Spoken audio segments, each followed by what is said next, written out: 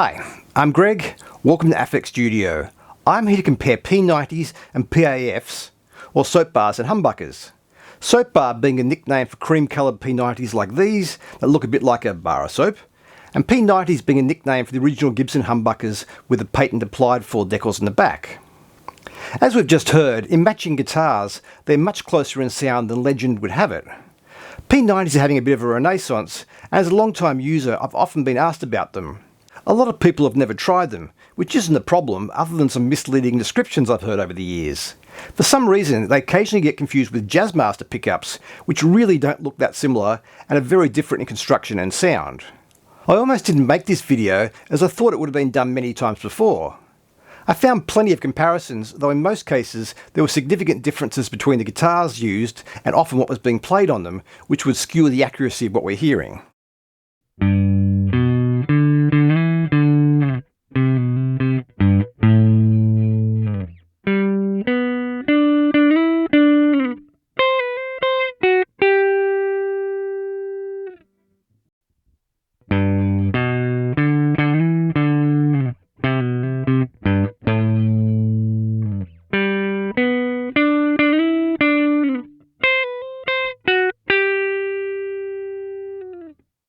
I'm using almost identical Gibson custom shop Les Pauls. This is pretty much as close as we can get to hearing the pickups in the same guitar. I've also swapped out the Alnico 5 magnets in the P90s for Alnico 3s, which are what's in this one, to further minimise the differences. These are Gibson custom buckers. Eyes closed and unplugged, it's very hard to tell these two Les Pauls apart. A number of times I thought I'd picked up one and then realised I had the other one. There's only 100 grams difference in weight, and both have 59 profile necks. This one is a 2020 60th anniversary reissue of the early 1960 version, which still had the 59 style neck. The P90 model is a 2022 made to measure 54 with the slimmer 59 taper neck and a figured top instead of the gold. So basically, you can think of them both as being 59 models, except one has P90s and a stop bar tailpiece. I have brass ABM bridges on both of them.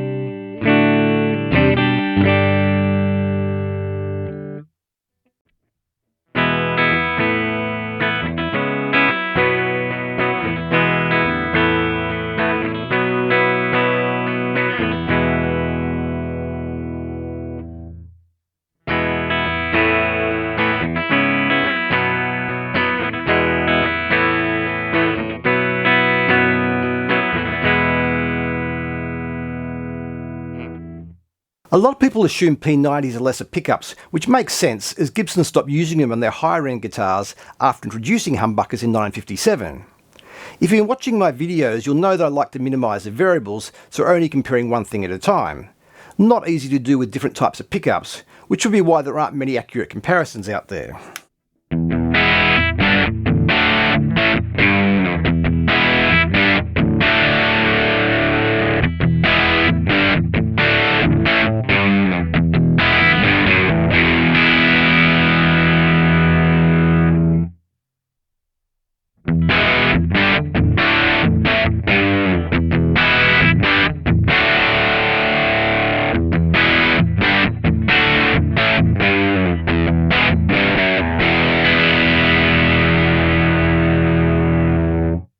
P90s were introduced in 1946, around the same time Leo Fender was developing his first pickups. Both were single coil but sound very different. There are a number of reasons for this. P90s and humbuckers use bar magnets underneath, which the pole pieces touch, 2 magnets for a P90 and 1 for a humbucker. This generates a softer, more diffuse magnetic field. With Fender pickups, the pole pieces are the magnets, which gives them a clearer sound with a more immediate attack. The coils on Fender pickups are wound directly onto the magnets, where Gibson pickups use a plastic bobbin, so the coil is slightly separated from the pole pieces. The Gibson staple pickup looks like a P90, but also uses pole pieces of the magnets, giving them a tone response somewhere between a P90 and Fender style pickup. It was inspired by the pickup Les Paul made for the neck position of his original Les Paul. Les used the pole pieces from a Diamond pickup, which, as with Fender designs, were also the actual magnets. The staple and Diamond designs also have plastic bobbins, keeping the coils away from the pole pieces.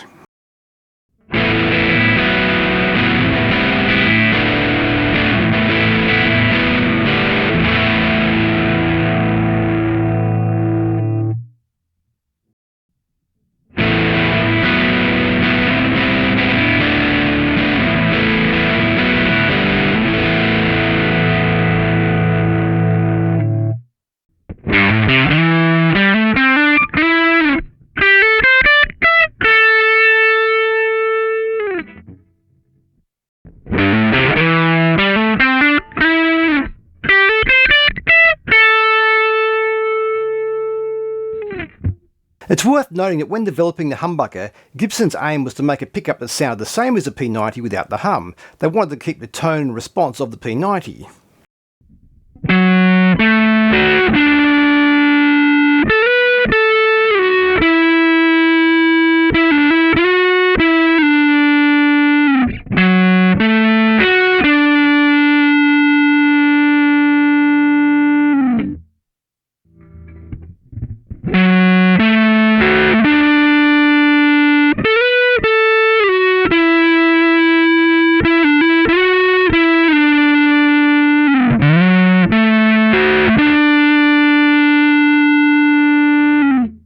You often hear talk of P90s being noisy, which they can be.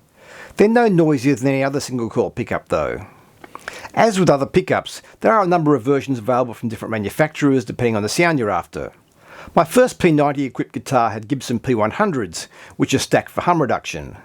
I never liked the tone and replaced them with regular Gibson P90s, which I preferred. I read a while back that after Gibson's patent for the humbucker was granted, they continued with the patent applied for decals before changing to a patent numbered decal that was actually the wrong patent number. It's believed this was deliberate to prevent other manufacturers looking up the patent and copying their design. Gretsch's Filtertron was developed at the same time, and while they sound different, is a very similar design that they couldn't have copied. So there they are, closer in tone than most people realise, which makes sense when you know that Gibson were aiming to make the humbucker sound like a P90. Obviously they don't sound exactly the same, and the way they respond to the attack of the note isn't the same either. So this is why you obviously need both. If your significant other or anybody else questions that, send them to this video and I'll explain it to them as well. So as always, thanks for watching. Please like and subscribe, hit the drop down menu and hit the bell notification so you know when I've made these, because I don't make a lot. And hopefully I will see you soon.